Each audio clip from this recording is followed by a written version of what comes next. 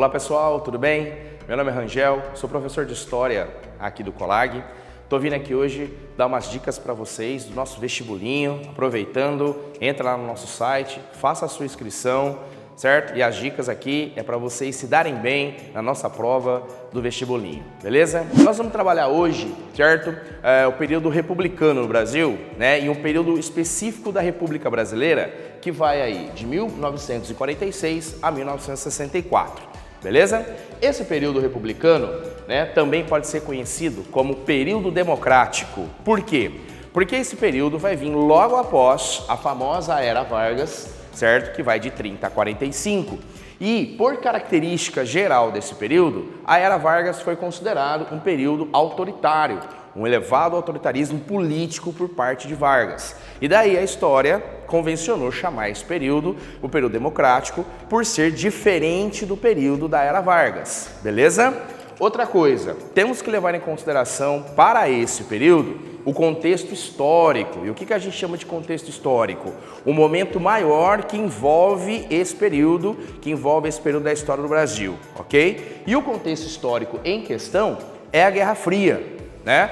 Momento ali pós a Segunda Guerra Mundial, onde o mundo se divide em dois blocos, né? O bloco socialista, o bloco capitalista, no qual o Brasil vai se posicionar dentro de um desses blocos. E aí você deve se lembrar, não deve se esquecer que o Brasil, pelo seu histórico capitalista, vai se posicionar ao lado do bloco capitalista, tendo em vista e lembrando que os Estados Unidos da América é o país que representa esse bloco capitalista.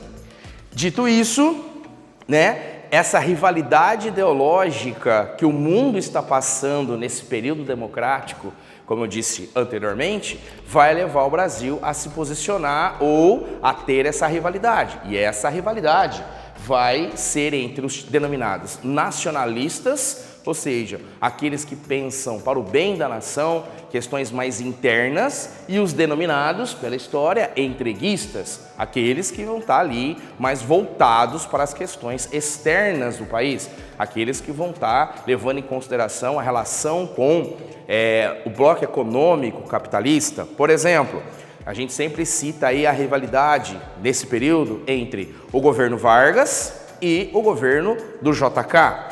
O governo Vargas é marcado por um nacionalismo intenso.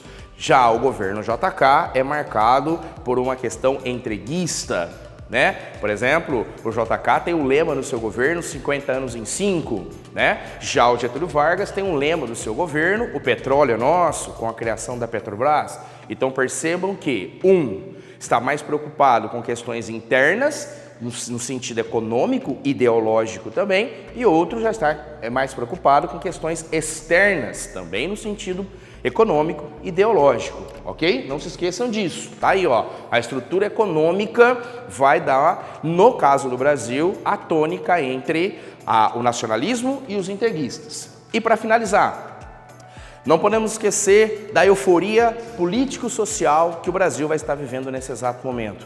É um momento de crescimento econômico, é um momento onde a gente vai ter uma explosão demográfica, é onde o Brasil, principalmente aí a partir da década de 50, passa a ser notado pelo mundo, né? O mundo passa a olhar para o Brasil, tanto o mundo capitalista quanto o próprio mundo socialista, mas o mundo passa a olhar para o Brasil e esse olhar do mundo para o Brasil traz uma dinâmica diferente interna para a gente. Então, disputas políticas ficam mais acirradas, questões sociais que os governos precisam se preocupar, né, passam a ser também diretrizes desses governos. Tá? Por exemplo, como eu falei do Getúlio Vargas ou do JK, tá? Então esse é um momento de grandiosidade. E nos aspectos culturais também, por exemplo, né? A partir dos anos 50, o Brasil ganha a Copa do Mundo, né? Nós temos aí o Walt Disney, por exemplo, criando o personagem do Zé Carioca, né?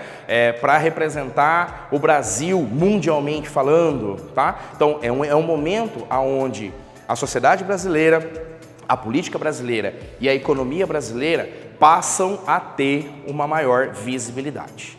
Beleza, pessoal? Então tá aí, seguindo essas dicas, creio que vocês vão se dar muito bem na prova do nosso vestibulinho e até uma próxima. Um abraço!